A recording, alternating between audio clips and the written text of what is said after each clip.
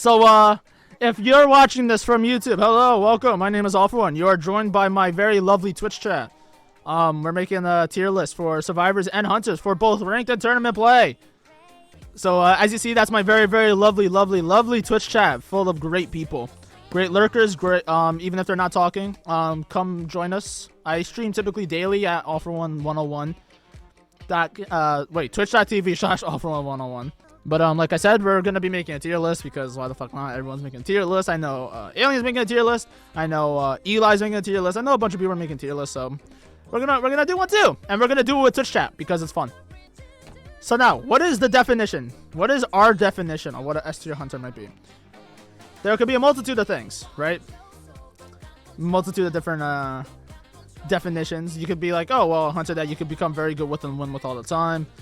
A hunter that you could always be in control of the game. Broken. Could be broken. But realistically, for the sake of this tier list and the meta, like there's not really any broken hunter. Chip hunter map presence. I wouldn't consider, because if you're gonna put it like that, then Sculptor S tier, that's it. Definitely not Bonbon. But even then, would we? Let's talk about Sculptor. Would we say Sculptor is still the S tier hunter? Is still an S tier hunter after the nerf too? Yeah, she still run consistently first round. Has powerful ways to manipulate the game into her favor. Good chase, camp, and good pressure plus very consistent in every map. Yeah, that's viable. Weak S tier, but definitely S. Why? Sculptor is obviously the very popular first pick into IVL, into pro play, and if we're looking at this from a tournament perspective, I would say she's S tier. The reason being in ranked is because survivors have a very set team comp first round. Especially if you want to run Sculptor, you're gonna ban mech, and they're gonna build simply around the fact that you're gonna either play Sculptor or Dream Witch first round if they know you play both. Maybe the occasional Poland. She's awful at full presence. She doesn't have the scare factor of people needing to sell to avoid the presence. She's not good, and she's very easy to kite. Very true. But let's put the Sculptor. Let's put a Sculptor into the hands of a very good hunter. In this case, in a tournament setting. She's also not very easy on her to play. She's not very good. But we're going to take the difficulty away from these hunters. Full skill-wise, if you could master this hunter, would she be S tier? And I would argue yes, because the thing is with Sculptor is she going to be a first-round consistent tournament hunter? I wouldn't say consistently, because you could still put Dream Witch up here.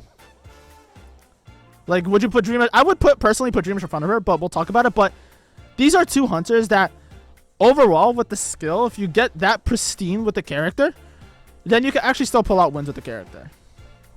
In tournament, she is because she's higher than Dream Witch. We'll see more in IVL. Yeah, of course, 110%.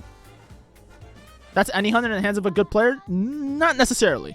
Not necessarily. Because if you throw... Because, again, you throw like Clown in the hands of a good hunter, then obviously he's going to seem like S tier. But now, throw the best Clown in the world against the best survivors in the world, and all of a sudden he goes all the way down here. We don't want to not disregard good survivors. Pro Sculptor players still get form over her in tourneys, though. They do, I would say. But the problem is with that, regardless, is that Sculptor still has really the only better chance than most hunters, I would say. But placement-wise, if you wanted to argue that she's A tier, you could. Survivors and hunters counter each other depending on where they pick, which map it is, which map area the chase is happening on, etc. Exactly. So there's also a bunch of different factors that could contribute to the character's viability. If you run Sculptor on Eversleeping, S tier. If you run Sculptor on Ars Factory, C tier. So it's super broad to place a character at a certain tier when we're not really taking into account the map, the comp, who they're playing against, who the player playing Sculptor is. But if you want to be a great tournament hunter, I would say automatically these would be your 3 hunters in S tier. Where is he? Big boy. There you go. So, but let's go in order first. So we're talking about Sculptor. I think Sculptor would still be S tier in a better position than Dream Witch because... Actually, no. I'd put Dreamwitch still over, but I'd still put Dreamwitch over Sculptor. I put Poland. I would put Poland over Sculptor, and I'll tell you why. Dreamwitch and Poland are two of the hunters where they could keep and make their own momentum. Granted, a lot of the survivors destroy a Dreamwitch, but Dreamwitch will never be counted out of the game. Dreamwitch will never ever be counted out of the game because of her ability to get leeches off, to have them over the map, to pressure ciphers, to pressure endgame especially. Her endgame is still the nastiest endgame in the entire game, if she could get it off. She's going into endgame with 2 leeches at least, she's in a good spot. She could pressure the gates, she can push the survivors where she wants them to be pushed, detention, blink switch, get quick downs.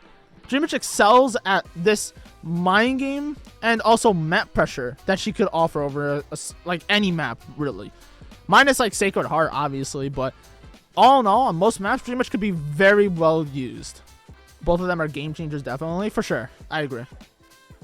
Dreamwitch can easily win when we do bad early game. Exactly. So with Dreamwitch, even if you get hard, like, kited early, as long as you have leeches and momentum, you can actually bring it back with how you play it. And that's why you'll see consistently DX just dominate games. Dreamwitch can capitalize off of survivor mistakes more so than any hunter in the entire game. Gala's not a bad game changer, but she's more countable. Oh yeah, no, I agree. Sculptor has a better mid and late game than I'd say no, not even better. I would say the thing is with Sculptor is that her late game and early game is super counterable. If you play around support, if you rotate a Sculptor, then you could easily kite a Sculptor and you could put her in a position where she'll always lose. That's the thing with Sculptor. While Dreamwitch, you can't really do that. Like, you can't harass support a Dreamwitch because Dreamwitch could still come back from it. And now this is where we talk about Poland.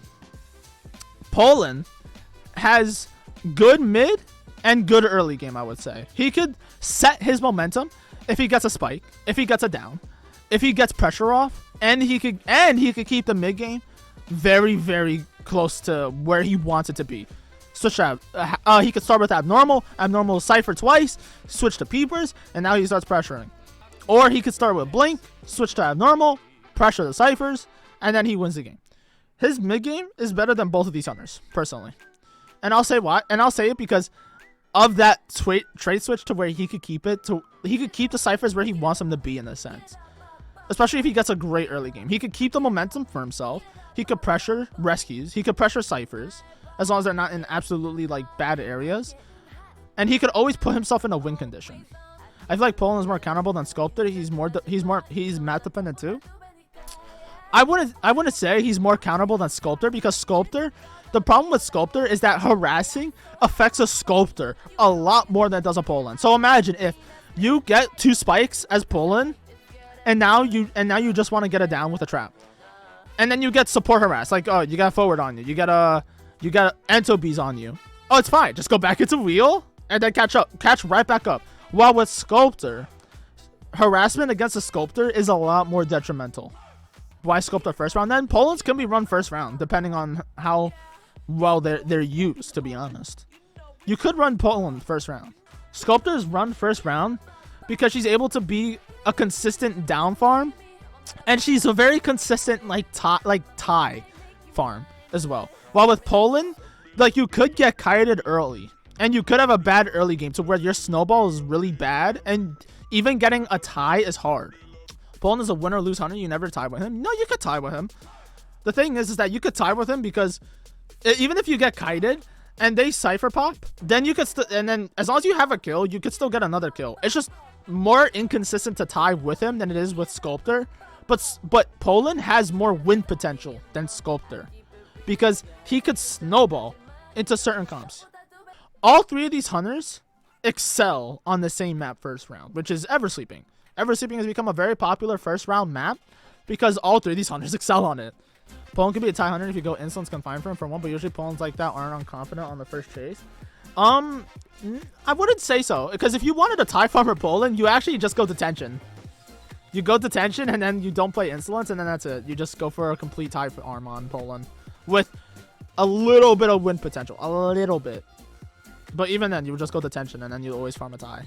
Crazy because basically only S tier hunters excel on that map, while most of the hunters can't do it. Yeah, pretty much, which is the sad part of it.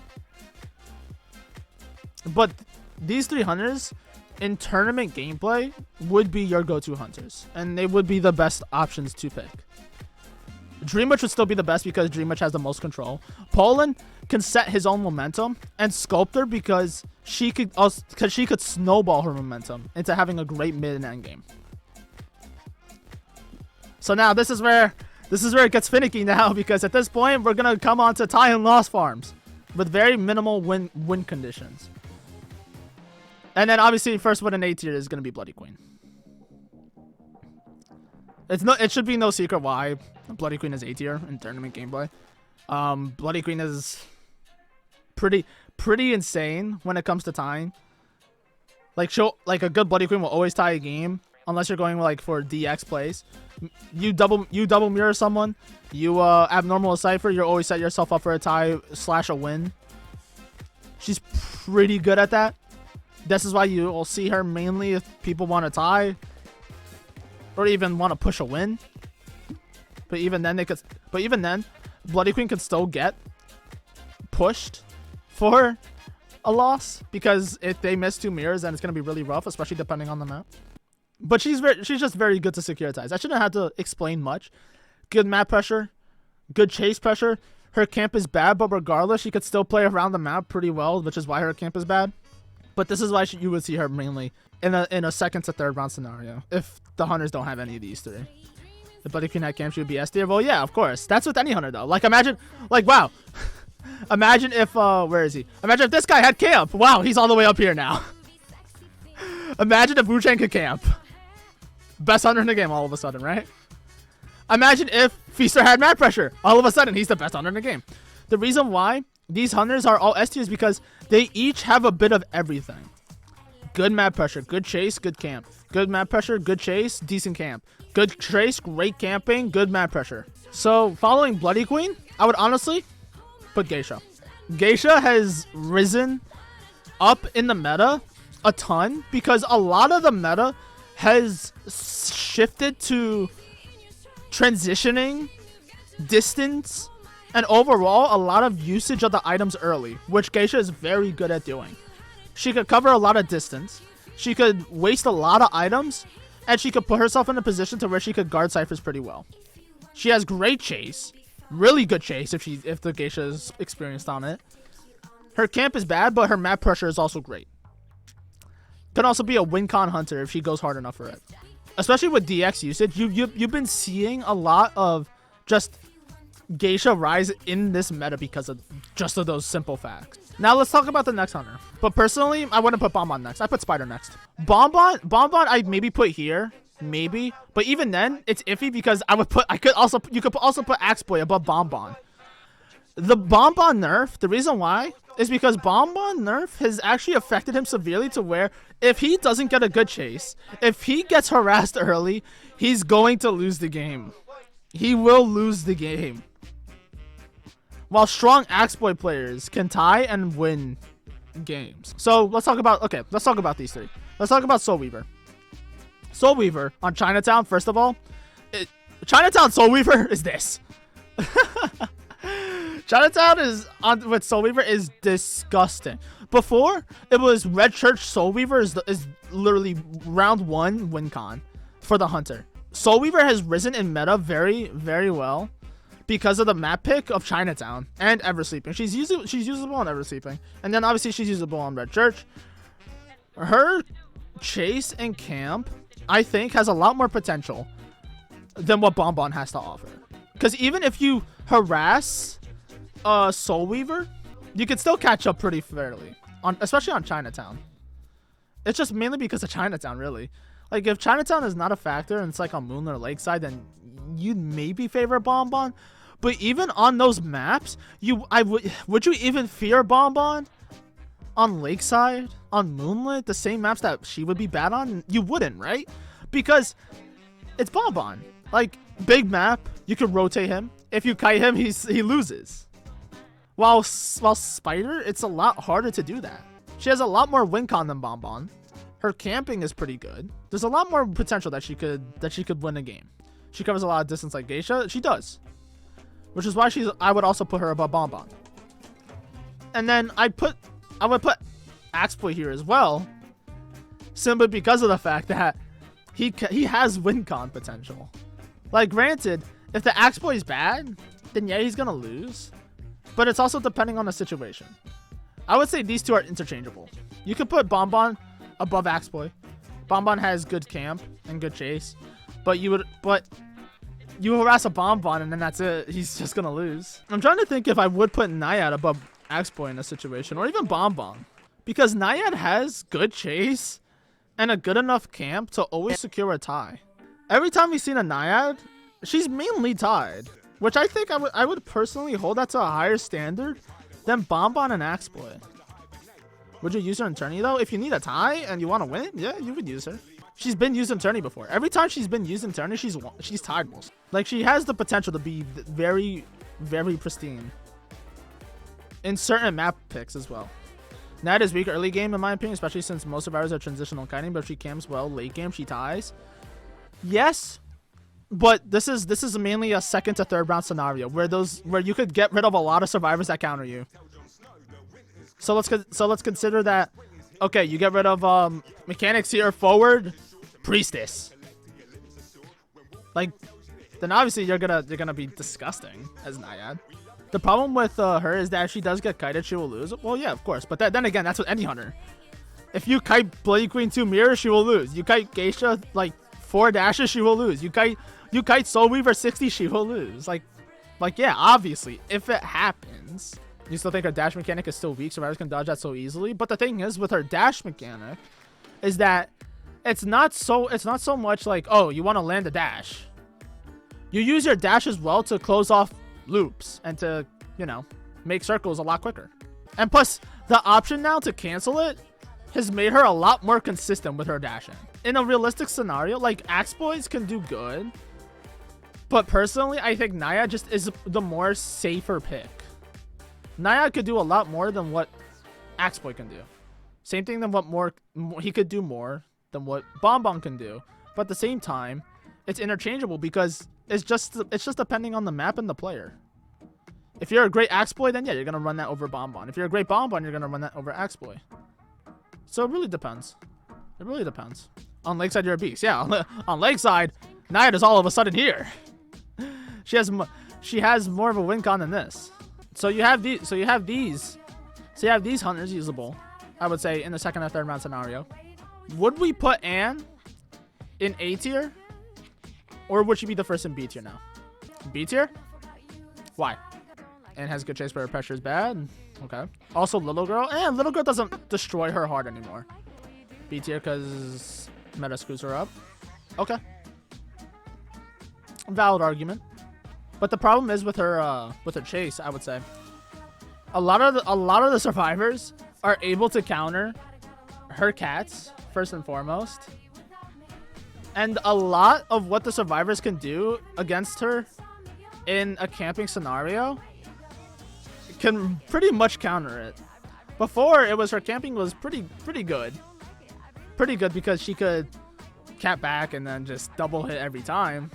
But with how hard she could get kited, double hits don't really matter as much, especially as an Anne, because now you need to use your cats on the camp, and then if they get double hit, then it probably was a long chase regardless, and the ciphers are probably primed anyways. If she had her cross at no presence, she'd be better. Oh, 110%. She could chase a lot better if she had cross. She's not as consistent as she used to be. I would agree there. Before Patience, like, she was a lot better. 110%, yeah. But these characters being released really put her down under. They really did. That's why you wouldn't really see her being run recently. Every single time she's run now, it's very, very situational. Like, DX doesn't even play her that much anymore. There's no point to, when all these other hunters can do what she does, but better. Weaknesses are she's super easy to counterpick. Her chase is meh. She gets cypher rushed. Her chase is not even going to be that quick, and her camping is not that killing. Following Anne, we would put Wu Chang. Every single time we see Wu-Chang, minus before all these characters were released and DX was able to 4-mana the survivors a bunch, even before then, it was inconsistent with how he would play Wu-Chang. But these survivors being released just put the nail in the coffin for tournament Wu-Chang. And the nerf. The nerf was just even worse. So obviously with Wu-Chang, great map pressure. He could be anywhere that he wants to be. But man, his chases is awful. M1 Hunter. And by M1 Hunter, I mean a basic attack only Hunter. No damaging abilities. No like scary like camping, really. His full presence is what saves him. It is, but even then, it's not even like, it's not even good. The nerf just destroyed him. Nerfing his black guard full presence was insanely bad. Insanely bad for him. Because now, if you weren't accurate with the TP, good luck. Super easy to counteract the Wu-Chang early. That nerf was so bad. It was so bad. I will still stand by that too. But whatever. I put him in B tier because these are hunters. Like, now at this point with these hunters, these are hunters you would whip out in a situation to where you would need to win. You are either winning or you're losing. You're like, there's no in between with these hunters. With Ann, I would say you're tying, but even then, it's more consistent than what these guys have to offer. I'd say Bane because Park exists. I wouldn't put Bane. Okay, let's imagine theoretically we put Bane here, right? And you want to run him 4th round. What are you banning? You're banning Seer. You're banning Seer, Mech, Forward, Priestess, and then what, Merc? Okay. They're probably still going to go Ento. They could go Batter. They could go Toy. They could go Acro. Patience still open. Psycho still open. Coordinator still open. Explorer still open. Perfumer still open. Even though he could kind of counteract the Perfumer. Painter still open. Painter will still kite him. All these survivors are still kiting him, dude. If he gets a bad spawn, that's it, GG. So personally, wouldn't Vile Feaster still be better picks over him? Yeah, 110%. That's why I would personally put Feaster here. I put Feaster next in B tier because he has the potential to pull something out of nowhere. Percy next. We'll talk about completely unviable. Which is D. Obviously, like, I should put Percy there because he's not even allowed in tournaments, so yeah. But we put Feaster here because Feaster theoretically has good chase. He could camp well with basement. He could play around his map pressure because of that. But it's super situational. If he gets basement, he's winning the game. Basement will win you the game as Feaster.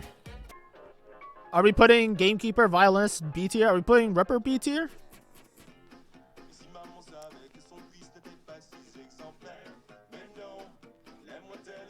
Are we? Are we putting Gamekeeper? Or are they C tier? Violinist B tier? Why is Violinist B tier? Because I feel like every single time we've seen a Violinist lately, he's just lost. Like, it's actually just terrible. Ripper's B tier?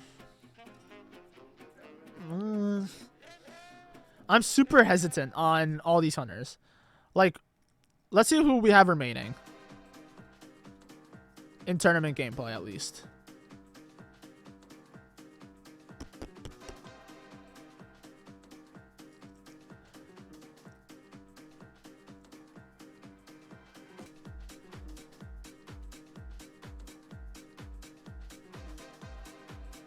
Now let's talk about it.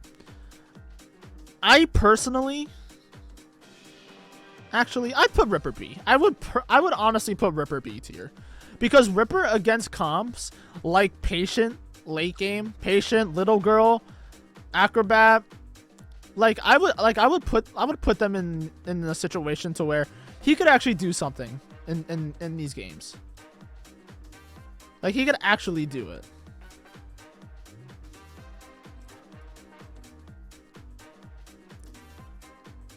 Like, I could imagine him doing very well against stuff when Ento is banned.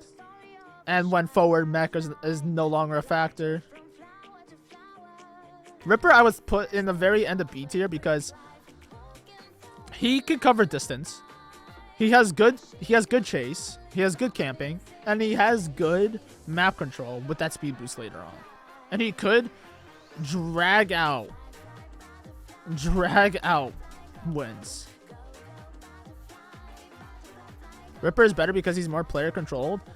Yes, he's less RNG based, but he is completely dependent on a good spawn. If he does not get a good spawn, good luck. Very have good luck and pray to God. But so low B tier, yeah. And now moving on to C tier, I put Joseph at the beginning of C tier because you have your great Joseph players. Honestly, Joseph could pull it off. Could be this godly level hunter. No. The D tier isn't like completely accurate. But I put Joseph in the beginning of C tier because you have the one tricks with him that make him work, but he is super situational depending on what you want to go. Like, if you're playing Joseph, then you're playing him for a complete 4-man scenario. If you're not, then you're probably losing. And then Gamekeeper, we talked about it. He's super situational into certain survivors, but... And then Violinist is the same thing. Except I would put Violinist below Gamekeeper because he's like Gamekeeper in a sense to where if he gets a bad spawn, it's over. And if he misses 2 notes, it's over. You just sell versus him if he gets a very fast down. And even then, everything can kite him. Completely dependent on survivor spawns, hunter skill, and survivor skill. Violinist would not be run over any of these other easier hunters. And then D tier is stuff you will never ever see in tourney. You saw Clown that one time because it didn't matter. He needed 1 kill and that was it. That's why you saw a Clown. But realistically, Clown you'll never see in tournament. So, however, there's still the chance of him being seen in tournament. So yeah, I guess I'll put him at the beginning of D tier, apparently, where he could form in. And then I'd put Mad Eyes here, yeah. Because Mad Eyes, you have your very select few Mad Eyes one tricks that are absolute gods on him, even in this meta. But even then, specialty, complete specialty. Like at this point, these are complete specialty or complete bad hunters. I put Hellumber over Lizard because Hellumber has terrible chase, mind you, with great camp and great late game. So if you can manage to catch someone, then yeah, sure. And Lucino is just, you kite. Everyone's kiting a Lucino in mobile tourney. And then Nista, you'll never see it in tournament. Wax Artist makes no sense. Nightmare makes no sense. And then Undead you'll never see. Wax Artist, completely disappointing hunter. Completely disappointing hunter. Like, why would, like, you put a hunter that relies on shooting, you make his sensitivity bad, you make his control bad, and you make his ability bad. Very, very bad hunter. Everything is bad. And then you have Nightmare. Nightmare has no good aspects about him. His chase isn't great. His camping isn't great. His map pressure isn't great. Why would you ever run Nightmare? But this concludes, I think, the tournament hunter tier list. Good ranked hunters. Poland is not bad. Nah, not even. Not even. S tier, I would put at the moment in ranked because people have no idea what to do against these two. And then, especially if characters like psychologists are a thing, you're not gonna be running Dream Witch into that, so it's probably gonna be here. And that is pretty nice for ranked. Yeah, I agree. I put her on I put her here. Personally, I put Wu Chang in A. It's not terrible.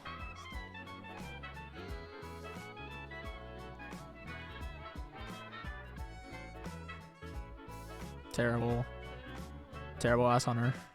Terrible ass on her. Terrible ass on her. Literally aforementioned reasons. Wu Chang could play B tier. I'll put him B tier because he's not terrible. He's not terrible in the sense that, yeah, like, obviously if there's no communication, you could still play out the pings well, but he could do a little bit better. That's why, I put him in A tier. I put him A tier. I put him A tier. I put you there. I would put Percy better than these three because Percy's actually not terrible in this meta. Transitioning wise, he could actually like destroy people. You're there. You're there.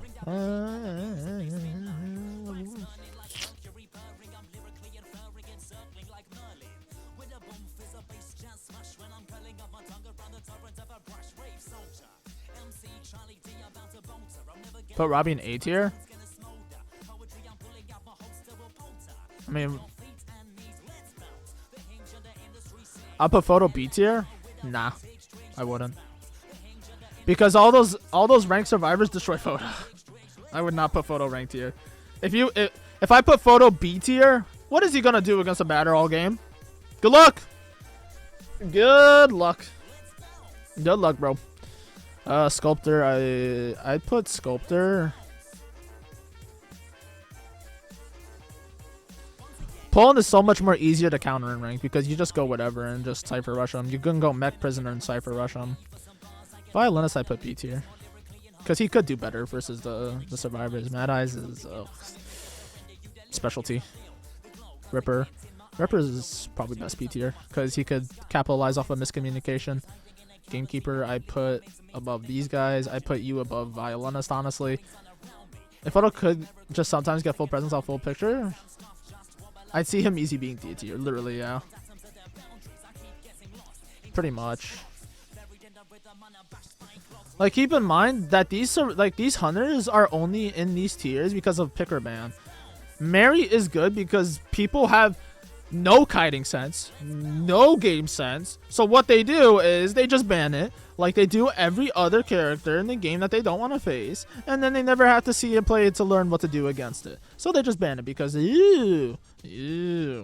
And then Sculptor, ever since getting nerfed, has not been in a very good spot. So automatically that makes her worse than Dream Witch. I think that personally Naiad is better than all these. So I'm gonna cap, but whatever. Soul Weaver is easy to use on certain maps. Bonbon, I put B tier. He gets kind of screwed over by ranked comps. Dream Witch is still pretty good if you're good enough for her. She still gets fucked over, so I'd still put Sculptor as a better ranked hunter than her. Dream Witch as a ranked hunter is better than Poland because Poland you need to be absolutely perfect with. Same thing with Naiad is actually not bad, but she has a better tie position. Not gonna win though. Same thing with Wu Chang and Expo and then Soul Weaver. These four you could actually still win with depending on where you are, but at the same time. Now with Ripper, if it was my Ripper, but no, Ripper suffers a lot. He could get RNG'd a lot, and if you're bad with him, then you're gonna get screwed over. I've only played Ripper since Season 3, so that's only why I'm decent on the character. Same thing with Feaster. Feaster's very situational. Basement, he's pretty only gonna win. Gamekeeper is not bad in ranked actually. He could do something, but not terrible. Percy does pretty well, but the problem with Percy is that he just can't share. He literally just can't share. His chase isn't bad. The only reason why I have him here is not because he wins, but because you could chase. That's pretty much why. Like, he has pretty good chase, honestly. And then Violinist, I put him at the bottom of B tier, only because of the fact he can't win. Violinist is better than Ann because a good violinist can screw over a ranked comp. Bonbon, I think I could speak for everybody when I say Bonbon is an easy hunter to face now, right? Super easy to face now. All you do is rescue off of him and that's it. He dabs on Merc. Dabs on the haters. You didn't see it, but I dabbed. And then Ann, she could tie. Don't play Ann though if you're a boring shithead. I'm kidding. If you want to play Ann, play Ann. But why Ann is higher than Bonbon is because if you Bonbon is easily more punishable. If you're better with Bonbon, then yeah, obviously he's gonna be up here. But the problem is that with Bonbon is that if you don't know how to play against him, then he's gonna be bad. I put him in A tier in ranked actually. The last A tier. It's a lot harder to play against him. Or you can just sell the first chair, yeah. Like, he'll always tie if you're a good Bonbon. Where's PC Lizard? PC Lizard in ranked is probably, like, here. I'm not even gonna lie. PC Lizard in ranked is probably here. On NA. In CN, though, he's probably here.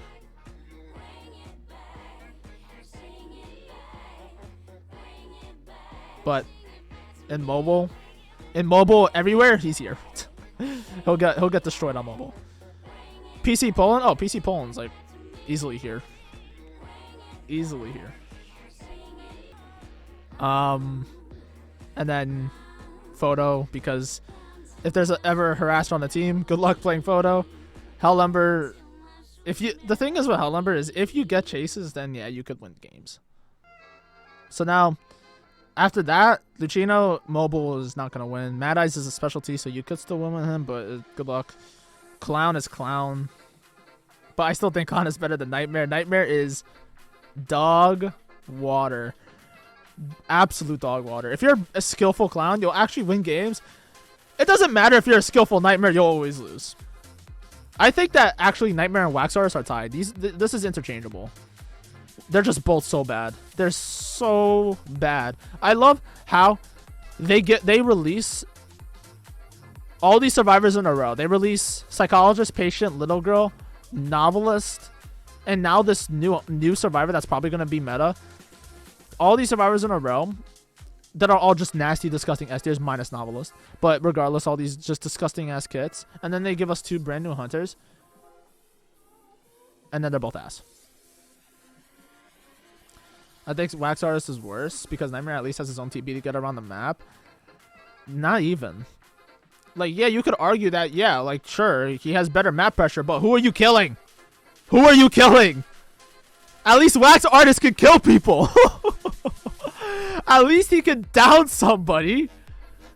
But who are you killing as Nightmare? Mind's Eye? Yeah, sure. Sure. What is Nightmare gonna do? Oh, Nightmare is gonna walk at you and leap at you. Haha. And then you know where they go? They go to any of their loops, and then that's it. GG. You're not downing anybody as Nightmare. Like, sure, you could get around the map. But, ooh, you get around the map. Ooh, here he is. And now what does he do? He's gonna kill somebody? No? And Wax Artist does have a way better full presence. If Wax Artist actually gets a full presence, he could still tie, theoretically. Wax Artist, yeah, actually, Nightmare's worse than the Wax Artist. Well, he's just so much worse than the Wax Artist, now that I'm thinking about it. Holy shit. Because Nightmare literally just walks around the map, slow movement speed in the chase, basic hunter, basic attack, no camp, no map pressure. If you map pressure, it's on a 50-second cooldown, so that means you have to give up your chair pressure. And then, even if you give up chair pressure, you're not killing someone in 20 seconds. You can't do that. At least with Wax Artist, you could kill someone in 10 seconds with full presence, right? At least you can. And then you could camp as well. You could prevent the before I have to save, right? Mech's so funny against Nightmare. Mech is like the only one he fucks in a chase. But that's it. But like Nightmare is just... Like, ooh, I got full presence, and now I'm just. Ugh. Pick our band. It feels weird not seeing Sculptor, not an S, but it makes sense. It makes sense because, one, the nerf destroyed her. And secondly, a lot of, like, you could just run back. Like, you could run stuff, play like a normal team in ranked, and just bully a Sculptor. Harassment destroys Sculptor. Batter destroys her, which is why it's like, okay. Like, that's why in tournaments, Sculptor's S tier, because she can expect to not go against the batter. But if she expects to go against the batter, good luck. Good luck. She's not going to have fun. It's just how it is.